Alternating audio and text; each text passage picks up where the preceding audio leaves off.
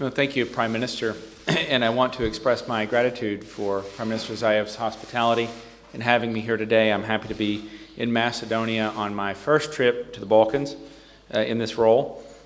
We had a very good discussion today. We talked about Greece's relationship with Macedonia and the way forward there. We talked about the regional security environment, strengthening economic relations between the United States and Macedonia, and more than anything, we talked about Macedonia's path to NATO and the European Union. I underscored in my meetings today, and I will underscore it again here, the U.S. support for Macedonia as a regional partner and ally, and expressed our country's appreciation for Macedonian contributions to NATO missions, to operations in Afghanistan. I think Dragoon Guardian was an example of the closeness of our relationship, and I know the high regard with which the U.S. military holds their counterparts in Macedonia. I also reiterated U.S. support for Macedonia in its western path of reform and eventual EU and NATO membership. On the name issue, I want to say that the U.S. supports both countries' efforts to find a joint solution.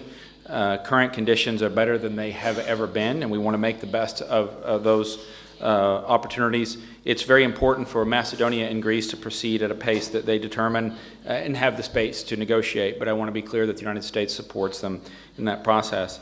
I also want to be very clear here that the door to NATO membership remains open, and reiterate the that the U.S. stands by the 2008 Bucharest Summit pledge. I appreciate the strides that Macedonia has made in building a strong democracy. The United States supports Macedonia on this path and will be closely engaged with Prime Minister Zaev and his team, Minister Dimitrov, in the days ahead. The message that I've conveyed here is that the United States supports Macedonia and Greece in their efforts to find a joint resolution to this issue. The only durable solution will be a joint solution. I think Macedonia has taken tremendous steps forward, and we're closely engaged with our Greek counterparts. I think they've taken gigantic steps as well. So we're happy with the progress that's been made. I think there is a tremendous opportunity there, greater than any that we've had. As for NATO in the summit, we see that coming up on the horizon. At the same time, nothing about all this is specifically tied to an event or date. I think we have a big opportunity. We have some milestones coming up that we can relate to in terms of how we mark our progress. But U.S. commitment to Macedonia in this is to finding a solution that paves the way to NATO and the EU, and that's been our commitment for some time and will continue to be our commitment, and it's not time to a specific date or event. Let me say the United States has been engaged for some time, and we will continue to be engaged. I think we have to learn from past experience, and we have to size the timing and nature of our role to suit the circumstances. I can assure you we take a very active interest strategically and politically and for all the principles that we're fighting for in the Balkans from a NATO and EU perspective. So you will see the U.S. strongly committed throughout this process. You'll see myself and the administration committed to helping both sides.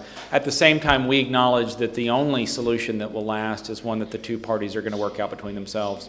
And we're encouraged in that regard to see the steps that Macedonia has taken and that Greece has taken. So we want to be supportive. We want to be supportive in the right way. This is not a decision that we can make for you or for the Greeks. We think you're on the right path, and we want to encourage that in the right way. But I can assure you we will be very hands-on in our support and in our engagement.